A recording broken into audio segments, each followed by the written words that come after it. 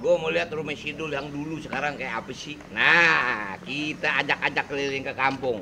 Nih, ini Jaro bukan sembarangan Jaro nih. Ya, ini Jaro. Sekarang udah jadi pintu utama juga di komplek. Ini lihat aspal. Aspal nih. Zaman dulu zaman Bang Yos. Bang Yos mau aspalin waktu itu. Saya bilang, Bang Yos, saya minta dong jangan diaspal. Emang kenapa? Suruh masih syuting Sidul. Soal kalau diaspalin kan mobil banyak lewat sini, syuting terganggu. Nah, akhirnya Sidul kelar sini, jadilah aspal. Nah, itu dulu rumah Dul. Nah, ini dulu nih warung emaknya. Ini warung emaknya di sini, di bawah pohon sawo. Ini dulu rumahnya Mas Karyo. Nah, sekarang habis Sidul nggak itu, putra putrinya Pak Tatung yang punya. Ada nih orang. Makasih, Bang. Puji jauh apa tuh ya? Apa ya? Ya udah. Ya, Bang, yuk. Motor. Kopi. Gimana, Be? Ya. Belum jadi. Amin. Jangan mesti insya Allah kita. Gaji ya? Ya nggak apa-apa, jelek kita juga jelek, perlu gendut. Gimana? Ya. Oke ya, Nyak. Yuk, Nyak. Siap. Wih, Haji. Sehat ya. Lu sih kalau kagak dukung gua kelewatan. Wih, siap. Wah, boleh. Makanya dia kan duduk bocahnya di sini. Iya. Sekarang gua suruh kerja lu bantu. Mundur yuk. Mundur dong. Kan gini enak. Bang Haji, nih zaman dia masih sedikit nih. Makanya wah, lu bikin kaos. Bang, liatin bang. Ini bagaimana urusannya bikin kaos? Karena gue ngefans banget sama lo, jadi gue punya ide aja bikin sendiri gitu. Wah, lo bener bisa bikin banyak? Bukan Kalau bener bikin banyak, gua nggak usah bikin di Bandung, lu aja. cocok aja. Serius? Serius, lo lihat ke Meksiko. Mana di mana? Di rumah gue ada di sana jalan. Keren nggak? Jalan. Keren nggak? Keren. Dia bisa dapat fotonya dari mana nih? Gua belakangnya? Belakangnya ada juga. Dul. Sudah nih gua lihat. Lihat jadi. Diborong nih. Daripada gua bikin jauh-jauh ke Bandung, gua bikin di kampung gua aja deh. Punya kampung sendiri ada. Wah, boleh juga. Juga boleh. Di sono. Tahu? Ya, udah keluarnya. Kita lihat. Iya. Oke. Awas. Apa tuh? Assalamualaikum. Waalaikumsalam. Gua taunya kan pabrik tahu. Iya, emang baru tahu terkenalnya iya. Ini mesin. Ini bagian jahit. Saya bantu jahit. Mesin juki berapa biji lu? Hah? Mesin juki. Ya, begitu. Lumayan lah. Lumayan lah ya. Iya. Keluarga aja ngerjain bang. Berapa orang tenaga? Kalau semuanya Komputer semua. iya. Ininya maksudnya bukan itunya. Rumah di atas. Itunya. Rumah di atas. Udah aku bikin sini daripada baru bikin di Bandung. Iya, udah pasti Iya. ya. Masih cakep kualitasnya. Nah, kalau orang Lihat banyak aja nih produk. tuh kagak percaya, tapi ini keren nih. Siapa mau ntar dibagi ya? Tunggu, bulan matang lagi digoreng. Kerja ini? Alhamdulillah. Seminggu kelar. Amin. Ini kebetulan gue mau jalan ke belakang. Artinya ini kampung ini mah kampung kagak aneh buat gue. Ini sebagian lokasi syuting Sidul di sini. Dulu nggak begini, Mak. Ini bagus. Waduh, dulu mah banjir, tenggelam kita. Jadi waktu adegan satu, si Karyo ngudak nyari burung. Nah, itu alat di depan tuh. Dia ngudak-ngudak. Karyo apa? Bejo. Ada ras. Makanya tadi ada si Mak bilang, "Yuk, waktu lu syuting gue di sini, Dul." Wah, jadi lu lihat syuting, lihat. Wah, bagus berarti. Kemudian ada versi lebaran. Jadi adegan saya, Babe sama Mandra pulang dari masjid. Itu di situ. Yang nimpukin anak-anak. Artinya ini kampung sih nggak aneh lah. Yang bikin aneh surprise bener. Nih si Babe nih. Ternyata dia, coba lu bikin apa? Bikin kaos gua. Tuh. Gua punya konveksi di sini. Gitu. Kita baru rencana mau bikin kaos. Baru rencana. Makanya begitu kita jalan, dia nyodorin begini, gue bilang, wah, kalau bisa bikin begini, loh bagus bener nih, gue nggak usah bikin ke Bandung. Jadi artinya nggak usah bikin di tempat lain, kalau di kampung jadi bisa. Ini UMKM kan? Iya. Bagus lagi hasilnya tuh. Tapi lu sanggup bikin banyak ya? Insya Allah. Oh, udah ntar kita goreng. Jadi. Mbak Nano kan Ya. sebelumnya menjabat di Banten ya, dapilnya juga DPR Banten gitu Betul. ya, terus kemudian kembali ke Jakarta. Ya. Nanti ke depannya ini akan seperti apa sih Bang, selain mungkin kalau ini kan daerah Abang Ya, sendiri, ya. akan seperti apa Bang? Ya memang setelah saya coba belajar ya dari apa yang diperintahkan Ibu Mega, saya ada di Banten. Ini sebetulnya menjadi tempat saya pelatihan. Saya sebetul dari 2008 sampai 2016 itu ada di Provinsi Banten. Kalau dihitung mungkin lebih dari 10 tahun. Saya pertama kali ada di Kabupaten Tangerang, yaitu sebagai wakil bupati. Kemudian naik 2012 jadi wakil gubernur di Provinsi Banten. Naik 2015 jadi gubernur Banten.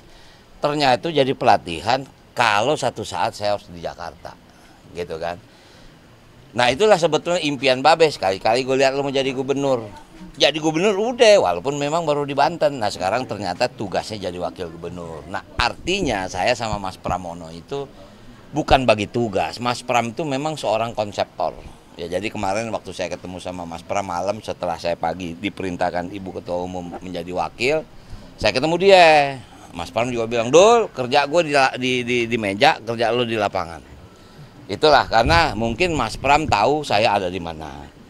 Dan kemudian saya lebih tahu Mas Pram itu ada di mana. Jadi artinya kalau sekarang insya Allah dipercaya sama warga Jakarta, inilah waktu saya untuk membangun kota Jakarta.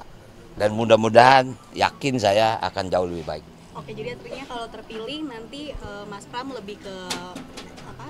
Di balik layarnya Bang Dul yang akan jadi eksekutor. Betul. Ya? Karena kan pengalaman Mas Pram itu kan seorang konseptor. Beliau ini kan seskap. Ya kan? Beliau mendesain bagaimana membangun negara gitu. Walaupun semua adalah kebijakan presiden, tapi kan beliau yang meramu. Nah, sekarang Mas Pram dipanggil dengan pertanyaan yang sama, saya dipanggil Ibu. Ibu bilang, "No, bentar lagi Jakarta ditinggal." Maksudnya apa Bu ditinggal? I-nya pergi. Dia nggak jadi ibu kota. Dia kembali menjadi daerah khusus Jakarta. Pertanyaan saya, Jakarta mau kemana? Nah, yang bikin saya agak terkejut, kamu kan Betawi. Nah, setelah Jakarta nggak jadi ibu kota, di mana masyarakat Betawi? Kalau udah bilang begitu, kita tengyang nih teriakan Babe, anak orang kampung, anak gue jadi tukang insinyur. Nah ini syutingnya di sini, jadi itu yang membuat ya kalau dibilang nostalgia, kok begini jalannya ya? Ya itulah, mudah-mudahan aja masyarakat Jakarta memberikan kesempatan bagi saya sama Mas Pram bisa memimpin kota ini. Amin. Pak, apa yang bakal diperbaiki nih kampung Ya. ini? Tadi kan bilang katanya dulu sering banjir. Betul. Wah ini dulu daerah banjir. Walaupun gini, banjir Jakarta itu boleh dikatakan semua lintasan. Cuman itu jangan jadi alasan. Udah klasik. Tapi memang kenyataan ini Kali Kerukut. Wah Kali Kerukut ini lintasan memang bisa dari Kabupaten Tangerang. Kemudian sebagian artinya dari Grogol segala macam. Artinya memang sekarang drainase itu harus diperbesar. Kita tahu banjir itu kalau dibilang genangan, artinya bisa curut. Sekarang bagaimana kita mempercepat surutnya itu? Nah, artinya banjir itu adalah permasalahan utama di Jakarta. Apabila di memang musim banjir. Nah, sekarang ini kan iklim sedang berubah nih. Mungkin dalam waktu 3 tahun tidak terjadi banjir besar seperti tahun 2007. Karena apa? Climate change sedang terjadi. Cuman sekarang kemaraunya luar biasa. Berarti penghijauan kota, ruang terbuka hijau harus diperbanyak. Untuk apa? Menurunkan emisi rumah kaca yang dibilang karbon. Bang, Gitu. tadi kan soal iklim ya. Satu lagi Bang, mungkin permasalahan paling besar di Jakarta adalah soal kemacetan. Ya. Kemarin Bacagup satu lagi nih sudah bilang salah satu solusi kemacetan. Nggak usah repot-repot psikolog keliling dah. Ya, tentu setiap kita pasti punya misi, punya tujuan. Ya kita nggak usah ada ngejelek-jelekin yang mana.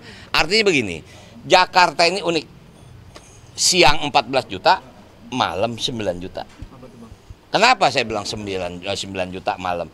Berarti 4 juta itu mendatang. Kemacetan itu terjadi pada saat-saat jam kerja, datang pulang, itu macet. Contoh soal Lebaran, Jakarta kosong. Artinya ada potensi untuk merevitalisasi yang dibilang sistem ini. Karena yang namanya begini, Bang Yos bikin busway. Bayangin kalau dulu nggak ada busway, berhenti nih Jakarta. Bang Foke bikin juga MRT segala macam. Ahok, kemudian Bang Anies. Maka itu kemana kita ngarepin ini, insya Allah nih kita lagi mau minta waktu ketemu sama mantan gubernur. Karena Jakarta ini harus dibangun berkesinambungan, nggak bisa sendiri-sendiri. Kagak usah deh, gue visi gue begini. Enggak, Jakarta itu udah punya plotting.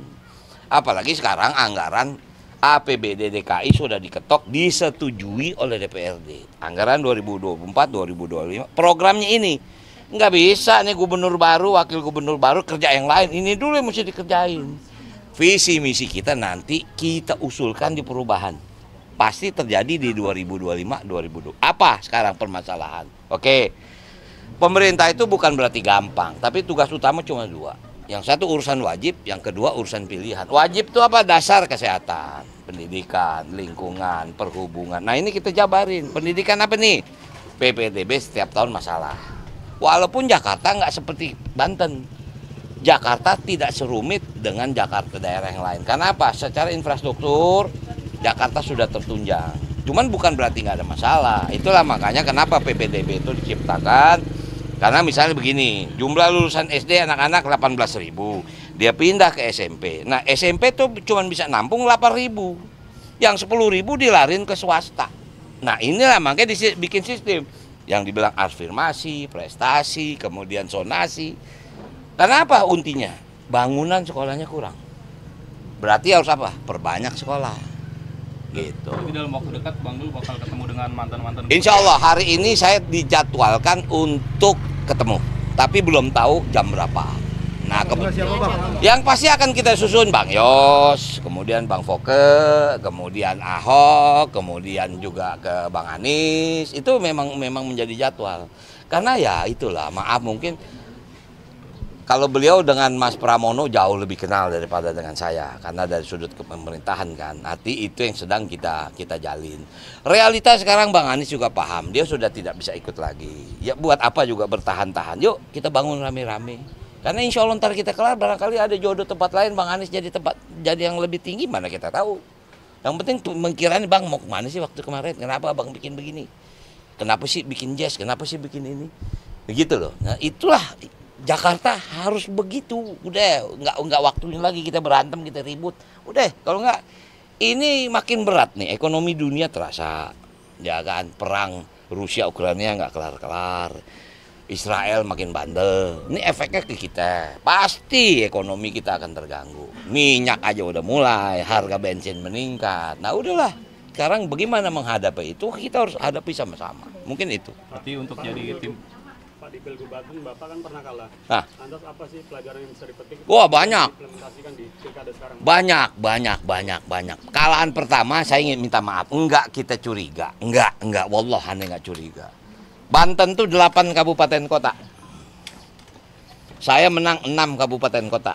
Dia menang 2 kabupaten kota. Tapi gua kalah. Gua nggak usah ngomong siapa yang curang, siapa yang kagak. Lah, lo lebih paham sebagai wartawan kan. Cuman kita tetap MK. Hasil MK final banding gua kalah, udah terima, itu kenyataannya. Tapi kalau kita berhitung lucu juga ya, gua menang di 6, dia menang di 2. Kalau dihitung jumlah banyakan mana 6 sama 2? Pasti banyakan 6. Gua kalah, udah realitanya begitu, belajar lagi kita. Akibat gua nerima, gua jadi wakil gubernur Jakarta. Aja nggak?